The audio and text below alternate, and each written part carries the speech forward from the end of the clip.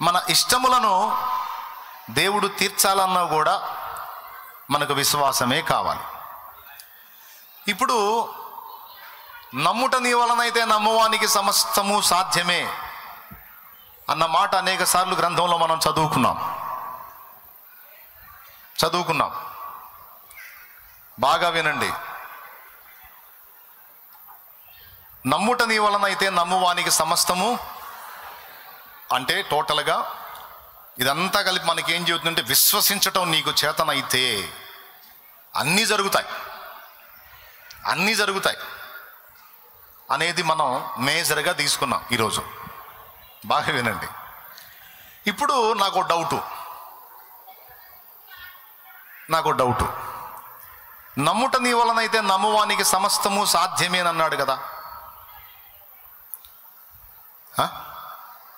విశ్వసించు వాడికి అసాధ్యమైనది ఏది లేదు కదా. ఇప్పటిదాకా మనం చేసిన గొడవ అదే కదా, చెప్పుకున్నది ఇప్పటిదాకా అదే కదా. మరి అలాగైతే ఓ పని చేద్దాం. ఇప్పుడు ఈ సమాజం ఇంత దరిద్రంగా తయారవడానికి కారణం ఎవరు? సైతాను. మనుషులు ఇంత దరిద్రంగా తయారు కావడానికి కారణం ఎవరు? దయ్యాలు. కంటికి కనబడుతున్న మనుషుల వెనక కంటికి కనబడకుండా మనుషుల్ని తోలుబొమ్మలు చేసి ఆడిస్తుంది అవే.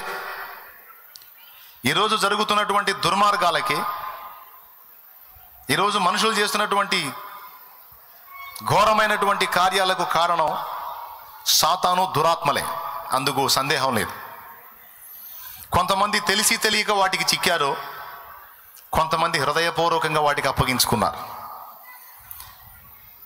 ఈ విధంగా సాతాను చేత పీడించబడుతున్నటువంటి వాళ్ళు నీ ఫ్యామిలీలో ఉండొచ్చు, నీ కుటుంబంలో ఉండొచ్చు, నువ్వు జాబ్ చేసేటువంటి స్థలంలో ఉండొచ్చు, నీ తోటి కొలీగ్స్, నువ్వు పనిచేసే కంపెనీలో ఉండొచ్చు, నువ్వు నివసిస్తున్న సమాజంలో ఉండొచ్చు. వాళ్ళు నిన్ను ఇబ్బంది పెడుతుండొచ్చు, వాళ్ళ వల్ల నువ్వు సఫర్ అవుతుండొచ్చు. కుటుంబంలో వ్యక్తుల వల్ల కానీ, పనిచేసే స్థలాల్లో కానీ, సమాజంలో ఇరుగు పొరుగుల వల్ల కానీ, బంధువుల వల్ల కానీ, మొత్తానికి ఎటో పక్క నుంచి నువ్వు మనుషుల వల్లనే ఇబ్బంది ఎదుర్కొంటావు. చెట్ల వల్ల, పుట్ల వల్ల, రాళ్ల వల్ల, రప్పల వల్ల నీకు సమస్యలు రావు. ఇదైతే పక్క. ఎంతమంది ఎదుర్కొంటున్నారు అట్లా? అది ఏదో రూపేణ మనుషుల వల్లనే సమస్యలు ఎదుర్కొంటాం మనం. ఇప్పుడు దేవుని పని జరుగుతుంది, సేవకులకు ఒకళ్ళ నుంచి సమస్య, సువార్త ప్రకటించకుండా, మందిరాలు నిర్మించకుండా, వాక్యాన్ని ప్రకటించకుండా, కూటాలు పెట్టుకోకుండా, రాజ్యాంగం మనకిచ్చిన హక్కుల్ని మనం నెరవేర్చుకోకుండా కొంతమంది బయలుదేరారు. వాళ్ళ వల్ల దైవజనులు సఫర్ అవుతున్నారు. వాళ్ళు మనుషులే. టోటల్గా ఇక్కడ ఉన్న వాళ్ళలో బాధలు పడుతున్న వాళ్ళంతా కూడా మనుషులను బట్టే బాధపడుతున్నారు కానీ రాళ్ల వల్ల, రప్పల వల్ల, చెట్ల వల్ల, గుట్టల వల్ల అయితే కాదుగా. అది ఏ రూపంలో ఉన్నా కావచ్చు. కొంతమంది అప్పుల పాలైన వాళ్ళు ఉన్నారు. ఇక్కడ ఉన్న వాళ్ళలో అప్పుల పాలైన వాళ్ళు చేతులు ఎత్తండి. అప్పుల్లో ఉన్నవాళ్ళు, ఇబ్బంది పడుతున్న వాళ్ళు, ఆర్థిక ఇబ్బందులతో ఉన్నవాళ్ళు, సిగ్గుపడకండి, చేతులు ఎత్తండి, పర్వాలేదు, చేతులు ఎత్తండి. సో ఇప్పుడు చేతులు ఎత్తిన వాళ్ళు చాలామంది అప్పులోళ్ళు ఉన్నారు. దాదాపు ఇక్కడ కూడా చాలామంది అప్పులోళ్ళే. ఏందో దేవుడు నాకు ఇచ్చిన కృప, నేను ఎక్కడ అడుగు పెట్టినా సరే నా బంధువులు, నా ఆత్మీయులందరూ అప్పులోళ్ళే. దేవునికి స్తోత్రం. ఇదే విచిత్రం. అయినా పర్వాలేదు. నజరేయుడగు యేసు నామములో నా తండ్రి మీ రుణాలన్నిటిని తొలగించును గాక. ఆమేన్. బాగా వినండి. ఇప్పుడు అప్పుల వల్ల సఫర్ అవుతున్నావు అంటే, అప్పుల వల్ల అంటే అప్పులు ఇచ్చిన వ్యక్తుల వల్ల, వాళ్ళు దూషించే దోషణల వల్ల, వాళ్ళ బెదిరింపుల వల్ల, వాళ్ళు ఇచ్చే వార్నింగ్ల వల్ల నువ్వు సఫర్ అవుతావు. మనిషి ద్వారానే. కొంతమంది అప్పులు చేసి సఫర్ అవుతుంటే, కొంతమంది అప్పులు ఇచ్చి మనుషుల వల్ల బాధించబడుతున్నారు. ఇవాళ ఇస్తానంటాడు, రేపు ఇస్తానంటాడు, ఎల్లుండి ఇస్తానంటాడు, 3 రోజులు ఆగి ఇస్తానంటాడు, తిప్పి కొంతమంది అప్పులు ఇచ్చి సఫర్ అవుతున్నారు. కొంతమంది అప్పులు చేసి సఫర్ అవుతున్నారు. బాగా వినండి, ఓకేనా? టోటల్గా మనుషులందరూ, కొంతమంది కుటుంబంలో వ్యక్తులు మారక సఫర్ అవుతున్నారు. ఆ పిల్లల వల్లనో, ఆ భర్త వల్లనో, ఆ భార్య వల్లనో, ఆ కొడుకు వల్లనో, ఆ కూతురు వల్లనో, టోటల్గా మనం బాధలు అనుభవిస్తుందంతా. సేవకులైతే మతోన్మాదుల వల్లనో విశ్వాసుల వల్లనో, మొత్తం మనుషుల వల్లనే. రాళ్ళు అయితే మనల్ని ఇబ్బంది పెట్టవు, చెట్లు అయితే మనల్ని ఇబ్బంది పెట్టవు, రోడ్లు అయితే మనల్ని ఇబ్బంది పెట్టవు, ఏది ఇబ్బంది పెట్ట, మనుషులే. ఇంతవరకు అర్థమైందా? ఎవరు ఏది ఎదుర్కొన్నా మనుషులే. అయితే మనం ఏంటంటే, ప్రారంభం నుంచి మనకున్న అలవాటు ఏంటంటే మనుషుల్ని చూస్తాం, కానీ మనుషుల వెనక కథ నడుపుతున్నది సాతాను, దురాత్మలు. ఇది బైబిల్ చెప్పిన సాక్ష్యం. ఎఫెసీ పత్రిక 6వ అధ్యాయం 12వ వచనం ఏమని సాక్ష్యం ఇచ్చిందంటే, మనము పోరాడునది శరీరులతో కాదు, ప్రధానులతోనూ అధికారులతోనూ ప్రస్తుత అంధకార సంబంధులకు లోకనాథులతోనూ ఆకాశ మండలమందున దురాత్మల సమూహములతోనూ మనం పోరాడుతున్నాం అన్నాడు. పోరాడేవాడికి కత్తులు, కటార్లు, బాణాలు, బరిసెలు ఉండాలా? మన చేతిలో ఒక్కటి కూడా లేదు. కానీ పౌలేమో మనం పోరాడుతున్నాము అన్నాడు, మహనీయుడు. మళ్ళీ ఎవరితో పోరాడుతున్నామంటే ముందే చెప్పేశాడు, శరీరులతో కాదు అంటే మనుషులతో కాదు. మనుషులతో కాదేందన్నయ్య, మా ఇంట్లో ఆ సచ్చినోడు రోజు తాగి సావగొడుతున్నాడు, ఆ దరిద్రుడితోనే పోరాడుతున్నాను. ఇంకెవడున్నాడు? నా ప్రాణానికి వాడే. కర్మగాలు చేసుకున్నా, మళ్ళీ నా కర్మ కొద్ది లవ్ మ్యారేజ్ నా ముఖానికి. ఏ మ్యారేజ్? లవ్ మ్యారేజ్ అయిపోయింది ఇప్పుడు నా పని. ఇంత దరిద్రుడు అని తెలియదు నాకు. చేసుకున్న రోజు నుంచి ఈ రోజు దాకా మనశ్శాంతి ఉంటే ఒట్టు అని కొంతమంది బాధపడుతూ ఉంటారు. మనుషులతో కాదేందన్నయ్య పోరాడుతుంది, ఆ దరిద్రుడితోనేగా. అంటే లేఖనం అబద్ధమా? లేఖనం ఏం చెబుతుందంటే, నీ కంటికి కనబడుతున్న ఆ వ్యక్తే ఉన్నాడు, కానీ వాడిని ఆడిస్తున్న దయ్యం ఒకటి ఉంటుంది. నీవు దాన్ని చూడవు. ఆ ఒక దయ్యం పట్టిందో వాడిని ఎన్ని దయ్యాలు బట్టి పీడిస్తున్నాయో, ఎన్ని వాడిని ఆడుకుంటున్నాయో, ఎన్ని వాడిని వాడుకుంటున్నాయో నీకు తెలీదు. నీ కనపడేది వాడు ఒకడే. వాళ్ళు వచ్చే లక్షణాలే కనపడతాయి, కానీ వాడి వెనక ఆడిస్తున్న దయ్యము నీకు కనపడదు. నడుము వంగిన స్త్రీ ఏదో వెన్నుపూస జబ్బు అనుకుంటాం మనం, కానీ యేసయ్య దాన్ని ఎల్లగొట్టినప్పుడు అర్థమైంది అదొక దయ్యమని. అప్పటిదాకా చూసిన వాళ్ళు ఏమనుకున్నారు? ఆమెకేదో వెన్నెముక సమస్య, అలా బెండ్ అయిపోయింది. ఫిడ్సు బలహీనత చేత బాధపడుతున్న కొడుకు తండ్రి యేసయ్యకి చెప్పాడు, చూసేదానికి ఫిడ్సు జబ్బులా కనపడేది సార్, కానీ వాడికి దయ్యమండి అని. అది వాడిని ఎక్కడ పట్టును, వాడిని విలవిలలాడించును, నీళ్లలోనికి నిప్పుల్లోకి దూకుతాడు, నురుగు కార్చుకొనొచ్చు, విలవిలలాడతాడు. చూసేవాడికి అదొక రోగ లక్షణం, కానీ దాని వెనక ఆడిస్తున్నది ఒక దయ్యం. తెలుసుగా మీకు? మార్కు సువార్త 9లో ఉంది. ఎంతమంది ఇంట్రెస్ట్గా వింటున్నారో నాకు తెలియదు, కానీ వినండి. లూకా సువార్త 8:26, మత్తయి సువార్త 8:28లో గెరాసేనీయుల దేశంలో దురాత్మల చేత పీడించబడుతున్న వాడు బయటికి కనపరుస్తున్న లక్షణాలు పిచ్చి, మెంటల్. వాడిని చూసిన వాళ్ళు ఏమనుకుంటారంటే వాడికి మెంటల్, వాడికి పిచ్చి అనుకుంటారు, కానీ దాదాపు 1000 దయ్యాలు వాడిని ఆడుకుంటున్నాయి. జస్ట్ 3 నిరూపణలు. ఈరోజు మత ఉన్మాదంతో పెట్టరేగిపోయి అన్ని విధాలుగా మనల్ని అభ్యంతరపరుస్తున్నటువంటి వ్యక్తుల్ని మనం చూస్తున్నాం, కానీ వాళ్ళను శోధించి, వాళ్ళను వేధించి, వాళ్ళను పీడించి మనల్ని వాళ్ళకి శత్రువులుగా చూపిస్తున్నటువంటి దురాత్మలను అసలు మనం గుర్తుపట్టాం. కానీ బాధాకరమైన విషయం ఏంటంటే వాళ్ళు కూడా బాధితులే, వాళ్ళు కూడా పీడితులే. ఆ సంగతి వాళ్ళకు కూడా తెలియదు, కానీ వాళ్ళు కూడా వాటి వల్ల సఫర్ అవుతున్నారు. ఈ విధంగా మనల్ని అభ్యంతరపరిచేటువంటి వ్యక్తుల్ని మనం చూస్తాం, కానీ వాళ్ళ వెనకుండి ఆడిస్తున్న దురాత్మలను, సాతానుని మనం గుర్తుపట్టాం. ఎంతమందికి అర్థమైంది? ఈ సంగతి చెప్పిన దేవునికి స్తోత్రం చెప్దాం.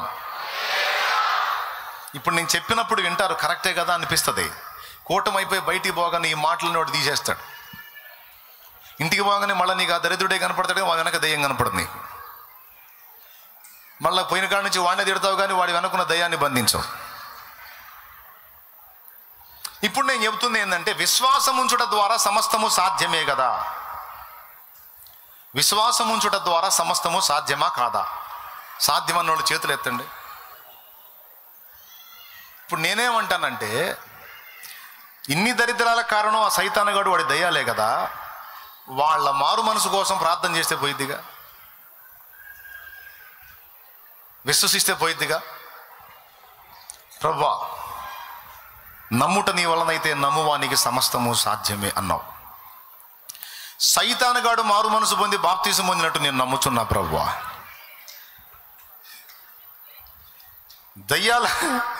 దయ్యాలన్నీ క్యూ కట్టి మారు మనసు పొందినట్లు నేను ప్రార్థన చేస్తున్నా, విశ్వసిస్తున్నా ప్రభువా, నేను నమ్ముచున్నాను అని మనం దేవుని ముందు కూర్చుందాం. ఇది జరిగిద్దా? ఒక్కసారి మీరు నాకు చెప్పాలి. ఫస్ట్ నుంచి మనం ఏం చెప్పుకుంటున్నాం? విశ్వాసం ఉంచితే అన్నీ జరుగుతాయి, నమ్ముట నీ వలన అయితే నమ్మువానికి సమస్తము సాధ్యం, అది సాధ్యం, ఇది సాధ్యం, అట్లా సాధ్యం, ఇట్లా సాధ్యం. ఒక బలమైన పాయింట్ అందించి ముగిస్తా. ఈరోజు జాగ్రత్తగా వినండి, ఏదో చెప్తున్నాడు అనుకోవద్దు ప్లీజ్. విశ్వాసం ఉంచితే సమస్తము సాధ్యమే కదా, మరి ఉంచుదామా? అది జరిగిద్దా? ఇదే కాదు, ఇంకా కొన్ని ఉన్నాయి ఇలాంటి ప్రశ్నలు, ధర్మ సందేహాలు. నాకు తెలిసిన దైవజనుడు ఒక ఆయన ఆ పని చేశాడు. ఇప్పుడు కాదు, అసలు నేను మా అయ్య కూడా పుట్టక ముందు ఆయన ప్రార్థన చేశాడు. ప్రభువా, భూమి ఇలా అయిపోవడానికి, భూమి మీద మనుషులు ఇలా అయిపోవడానికి సైతాను కదా కారణం. వాడిని దర్శించు ప్రభువా, వాడికి మారు మనసు ఈ ప్రభువా అని రోజు ప్రార్థన చేశాడంట. దేవుడు దర్శించి ఆయనతో మాట్లాడాడు, దేవదాసు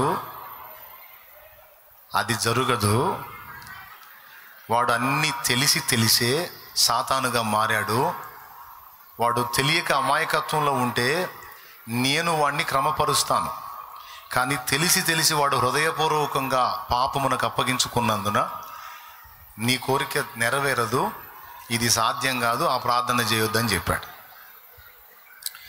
అంటే మనం విశ్వాసం ఉంచినా జరగని కార్యాలు కొన్ని ఉన్నాయన్న వివేచన ఈ రాత్రి మనకు ఉండాలి.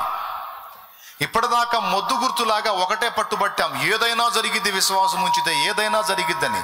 వినటానికి బాగుంది కనుక అలా ఫిక్స్ అయిపోయాం. కానీ విశ్వాసం ఉంచినా కూడా అసంభవమైన కార్యములు కొన్ని ఉన్నాయి. ఫర్ ఎగ్జాంపుల్, రెండోది కూడా చెప్తా. ఇప్పుడు రాకడ సంభవాలన్నీ ప్రకటన గ్రంథంలో ముందే చెప్పాడు. ఏం జరుగుతాయి, అంత్యబద్ధ క్రీస్తు పరిపాలన, సంఘము ఎత్తబడుట, సంఘము ఎత్తబడక ముందు ఎదురయ్యేటువంటి పరిణామాలు, పరిస్థితులు, ఏమండి, ముద్రలు విప్పబడటం, బూరలోదబడటం, ఉగ్రతా పాత్రలు కుమ్మరించబడటం, భూమి మీద రకరకాల పరిస్థితులు, విలయాలు, యుద్ధాలు, భూకంపాలు, ప్రకృతి విలయాలు, ఘోరమైన విషయాలు చెప్పాడు ప్రకటనలో. ఇప్పుడు మనం విశ్వాసం ఉంచుదాం, ప్రార్థన చేద్దాం. ప్రభువా, ప్రకటన గ్రంథములో చెప్పబడినవేవి జరగొద్దు ప్రభువా, యేసు నామములో తండ్రి అని ప్రార్థన చేద్దాం, విశ్వాసం ఉంచుదాం. ఆగుతాయా? అందరూ చెప్పాలి. అసంభవం అది కూడా. మరి మనం ఒకటే పాయింట్ పట్టుకొని ఎగురుతున్నాంగా, నమ్ముట నీ వలన అయితే నమ్ము అని, సమస్తము సాధ్యమే, సమస్తము సాధ్యమే, సమస్తము సాధ్యమే, సమస్తము సాధ్యమే. ప్రకటన గ్రంథాన్ని మారుద్దామండి ప్రార్థన చేసి, ప్రకటన గ్రంథాన్ని మారుద్దామండి విశ్వాసం ఉంచి, జరిగిద్దా? సైతానుగాడిని మార్చేస్తే గొడవ వదిలిపోద్దండి, అసలు వాడు బాప్తిసం పొందితే దరిద్రం వదిలిపోయిద్ది. జరిగిద్దా?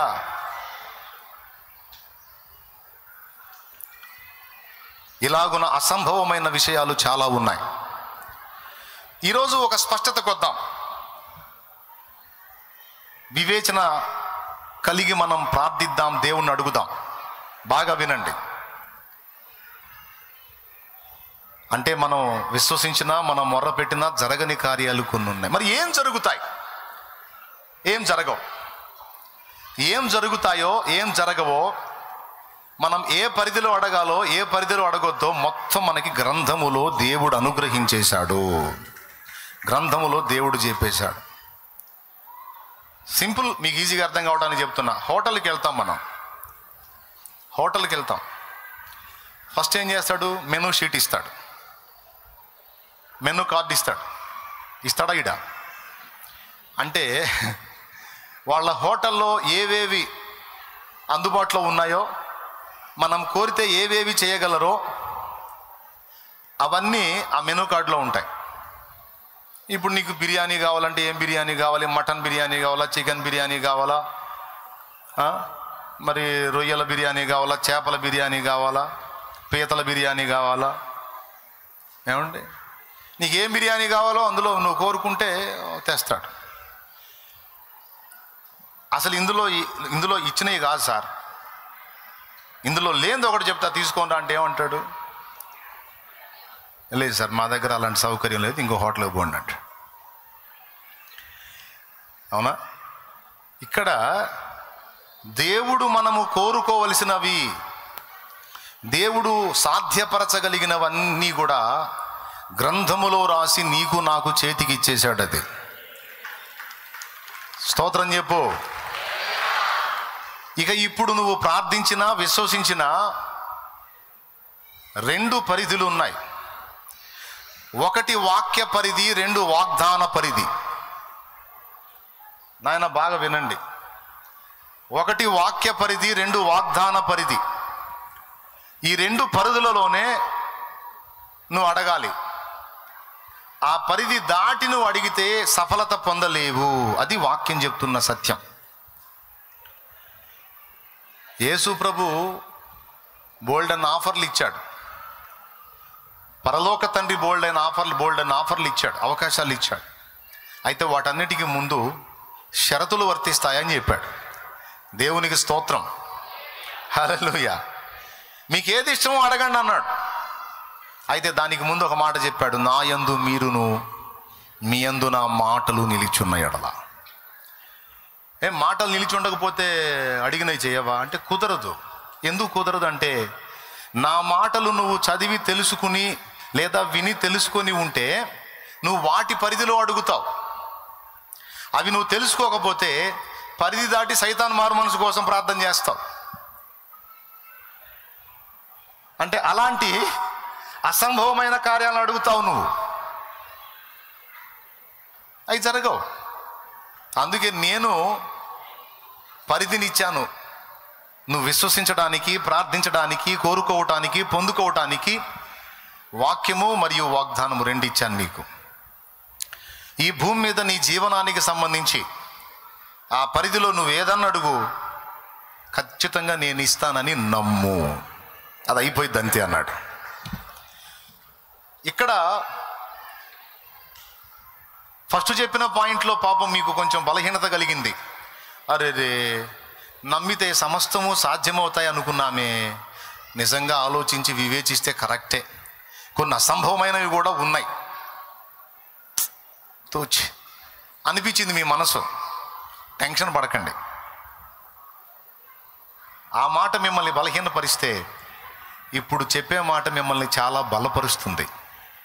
అదేమిటంటే, దేవుడు తన వాక్యములో, తన వాగ్దానములో నీకు అనుగ్రహించినవన్నీ కూడా ఖచ్చితంగా నీకు అందుబాటులోకి తెస్తాడు. దాన్ని నువ్వు ఏమాత్రము కూడా సందేహింపక నమ్మవచ్చు. నిశ్చయముగా రూఢిగా పొందగలవని విశ్వసించవచ్చు. ఎందుకంటే నువ్వు అడిగినవి వాక్య పరిధిలో ఉన్నాయి, వాగ్దాన పరిధిలో ఉన్నాయి అనేది ముందు చూసుకొని ఆ తర్వాత నువ్వు అడుగుతున్నావు. తప్పకుండా దేవుడు వాటిని జరిగిస్తాడు అనే నిశ్చయత నీకుంటుంది. ఒకవేళ నీకు ఈ సంగతి తెలియలేదనుకో, దేవుని వాక్య పరిధిలో, వాగ్దాన పరిధిలో ఆయన ఏమేం చెప్పాడో వాటికి సంబంధించి ఆ పరిధిలో మనం అడగలిగితే తప్పకుండా అవి చేస్తాడన్న సంగతి నీకు అర్థం కాలేదనుకో, అన్నీ కలిపి కొడతావు. కొన్ని జరుగుతాయి, కొన్ని జరగవు. క్లారిటీ మిస్ అయింది. అర్థమైందా? స్పష్టత కోల్పోతావు, నిశ్చయత కోల్పోతావు. అలా కాకుండా ఇప్పుడు ఈ విషయం నువ్వు స్పష్టంగా ఎరిగి దేవుణ్ణి అడిగావు అనుకో, ఇక డౌట్ ఉండదు.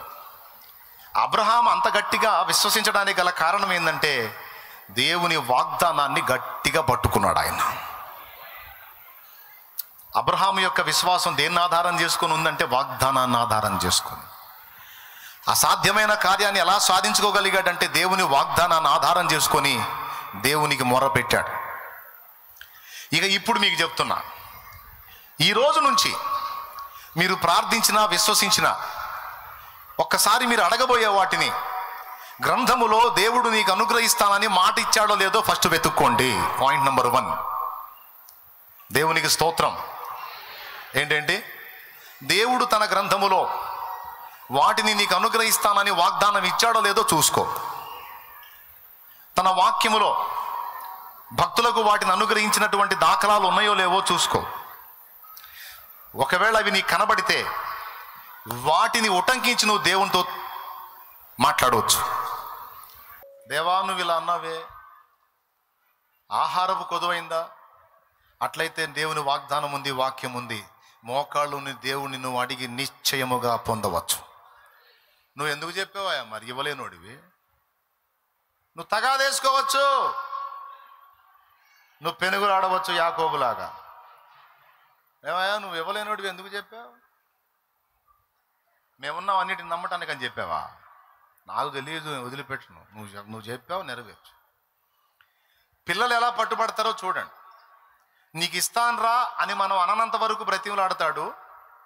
ఇస్తాను అని మనం వాగ్దానం చేశామంటే అప్పుడు చొక్కా పట్టుకుంటాడు. నీ కూతురు కూడా పట్టుకుంటుంది.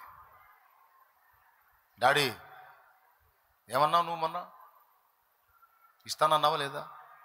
నువ్వు ఆ వాగ్దానం చేయకముందు డాడీ చెప్పు, డాడీ తీసుకురా డాడీ, ఇవ్వు డాడీ అని అడిగి బతిలాడేది. 2 రోజులు ఆగి తెస్తా, ఓకేనా? Okay daddy. అప్పటిదాకేం బ్రతిమలాటం ఉంటుంది. ఇప్పుడేమన్నాడు? 2 రోజులు ఆగి ఫలానా రోజు నేను నీకు తీసుకొని వస్తా అన్నాడు కదా. ఇక చిక్కాడు. ఇప్పుడు ఇక కార్నర్ అయిపోయాడు. ఇక 2 రోజులు ఆగి డాడీ తీసుకోనరా డాడీ అన్నద్దు. మొన్న ఏమన్నావు డాడీ? ఏమన్నావు? తేలేనోడివి ఎందుకు చెప్పాలి డాడీ? ఇవ్వలేనోడివి ఎందుకు చెప్పాలి డాడీ? ఇకంతా తగాదే ఉంటుంది, ఇకంతా ఫైరింగే ఉంటుంది. చనువున్న కూతురు అయితే వచ్చి మెడేసుకుంటుంది. చెప్పు డాడీ ఎందుకన్నావు? నువ్వు అన్నావుగా, నా కర్మగాలు అన్నానే తల్లి. ఇక ఆ రోజు నుంచి ఇక మరుసటి రోజు, ఆ తర్వాత రోజు ఇక నిన్ను పొడవకపోతే అప్పుడు అడుగు. పొడిసి పొడిసి పొడిసి చంపుద్ది. నువ్వు తెచ్చిన దాకా ఇంకా ఇంటికి వచ్చేటప్పుడు గుర్తొచ్చింది. ఇక ఇంటికి పోతే నా కోటింగ్ ఉంటుంది, ఎందుకంటే మాట ఇచ్చా కదా. ఇక నువ్వు ఆలస్యం చేసే కొద్దీ ఫోర్స్ పెరుగుతూ ఉంటుంది. ఇక సూటిపోటి మాటలు పక్కన వాళ్ళతో కూడా కొంతమంది మాటలు ఇస్తారు, చేయరు. మమ్మే మరి తేవటం చేతగాని వాళ్ళు ఎందుకు ఇవ్వాలో మరి. ఎవరినంటుందో తెలుసా? అది నన్నే అంటుంది. మరి లేకపోతే మీరు ఇవ్వనంటూ ఊరుకోవాలి. 2 రోజులు ఆగి తెస్తానంటివి. ఇక దానికి ఇప్పుడు చిక్కావు నువ్వు. ఏం చేద్దాం తీసురా. వాగ్దానము చెయ్యక మునుపు బ్రతిమలాడుట ఉంటుంది. వాగ్దానం చేసిన తర్వాత ఇక వాదనే ఉంటుంది. గుర్తుపెట్టుకో. నీకెంత ఫోర్స్ ఉందంటే ఇప్పుడు దేవునితో తగాదేసుకోవచ్చు. నువ్వేం చెప్పావు? చేస్తానన్నావుగా. నీ యందు నా ప్రయాస వ్యర్థం కాదన్నావుగా. మరి ఏంది ఇది? ఏందయా? ఎప్పుడు? నా తెలియదు. నువ్వు అన్నావు, నువ్వు ఒట్టు పెట్టావు, వాగ్దానం ప్రామిస్ అన్నావు. అన్నప్పుడు నువ్వు చేయాలంతే అని నువ్వు ఏడవచ్చు, వాదనాడవచ్చు, దేవునితో చనువుగా వ్యవహరించవచ్చు. ఎందుకంటే వాగ్దానము చేసిన దేవుడు నీకు చిక్కాడంతే. దేవునికి స్తోత్రం కలుగునుగాక. నీ తండ్రి నీకు చిక్కాడు వాగ్దానం ఇచ్చి. ఈ వాగ్దానం ఒక ఆహార విషయంలోనే కాదు, ఆర్థిక సమస్యల విషయంలోనే కాదు, సమస్త విషయములలో ఎక్కడెక్కడైతే నీకు వాగ్దానం ఇచ్చాడో అక్కడెల్లా కూడా దేవుడు కార్నర్ అయ్యాడంతే. దేవునికి స్తోత్రం కలుగునుగాక. ఇక చిక్కుతాడు నీకంతే. ఇక దాన్ని బట్టి ధైర్యముగా నువ్వు దేవుని ముందుకు వెళ్ళిపోవచ్చు. ఆఖరికి నిన్ను క్షమించే విషయంలో కూడా వాగ్దానం తీసుకునే పోవచ్చు. నువ్వు తొట్టుపడి బలహీనమైన అడుగు వేసి జారిపడిన స్థితిలో కూడా ఆయన వాగ్దానం ఏముంది? అతిక్రమములు దాచిపెట్టువాడు వర్ధిల్లడు, ఒప్పుకొని విడిచిపెట్టువాడు కనికరం పొందుతాడు. మన పాపములను మనం ఆయన ఎదుట ఒప్పుకుని ఆయన నమ్మదగిన వాడు, మన పాపములను క్షమించి సమస్త దుర్నీతి నుండి మనల్ని పవిత్రులుగా చేస్తాడు. ఆ వాగ్దానాన్ని ఎత్తిపట్టుకొని పోయి, నేను ఒప్పుకుంటే క్షమిస్తానన్నావుగా, నేను తెలిసి బుద్ధి గడ్డి తిని చేశా, తప్పు చేయకూడదు, నీ బిడ్డగా నేను అలా చేయకూడదు, ఏం చేద్దాం? బలహీనపడ్డా, నా తప్పే, దీనిలో ఎవరిని నేను బాధ్యులు చేయను, నా స్వయంకృత అపరాధమే, నన్ను క్షమించు, మరోసారి చేయకుండా జాగ్రత్త పడతా. తీర్మానం చేసుకుంటున్నా, నన్ను క్షమించయ్యా, నీ రక్తంతో నన్ను కడుగయ్యా అని నువ్వు అడుగు. తక్షణమే దాన్ని శుద్ధి చేసి నిన్ను వదిలేస్తాడు. పో, నీ అతిక్రమములన్నీ నేను తుడిచివేసి ఉన్నా, నీకు ఎన్నటికి నీ వాటిని జ్ఞాపకం చేసుకోనని అంటాడు. బ్లాక్ బోర్డు మీద రాసినటువంటి రాతలని డస్టర్తో తుడిచేసినట్లు నీ దోషములు మళ్ళా కనబడవిక అక్కడ. అట్లా సమస్త విషయములలో వాక్యమును వాగ్దానమును నీవు ఆధారము చేసుకొనిన ఎడల అన్నిటినీ కూడా దేవునితో పోరాడి నీవు పొందవచ్చును. ఇంకా అయిపోయిందండి, ఈ పూటకి ఇంతే.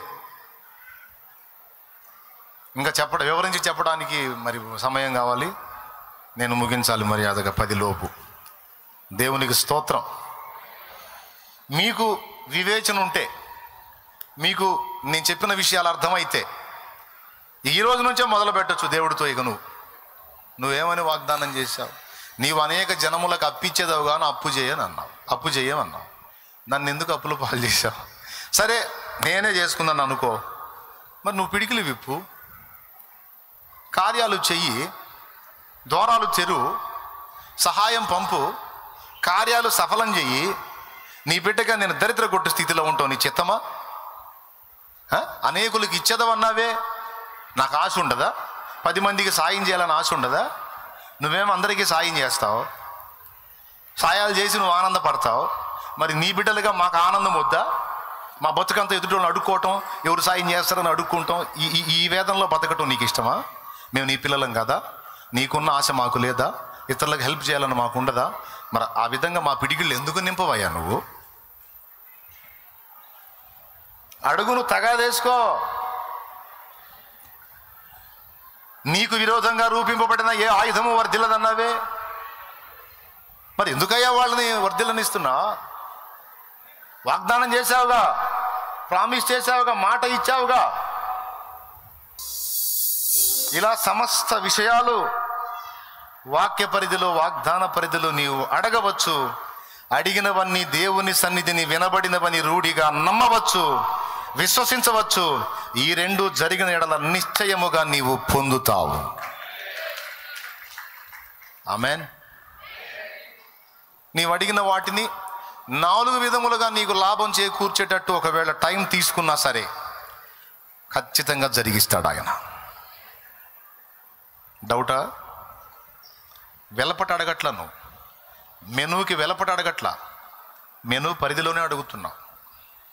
నాకు మటన్ బిర్యానీ రాశారు కదా సార్ ఇందులో, రాశాం కానీ అందులో లేదండి, మా దగ్గర లేదండి. అంటే ఎందుకు రాశావు మరి? సరే వదిలేసాయి, రొయ్యల బిర్యానీ తీసుకుని, అది కూడా లేదు సార్ మరి. లేదు. సరే చేపలు తీసుకుంటా, అది కూడా లేదండి. మరి ఏముంది? చికెన్ ఒక్కటే ఉంది. మరి ఇన్నెందుకు రాశాం కానండి లేవండి అని హోటల్ వాళ్ళు చెప్పొచ్చు, కానీ యేసయ్య చెప్పడు, దేవుడు చెప్పడు. గ్రంథములో వాక్యములు ఇచ్చి వాగ్దానములు ఇచ్చి చిక్కాడు మనకి. తగాదేసుకుందాం యేసయ్యతో అందరం కలిసి.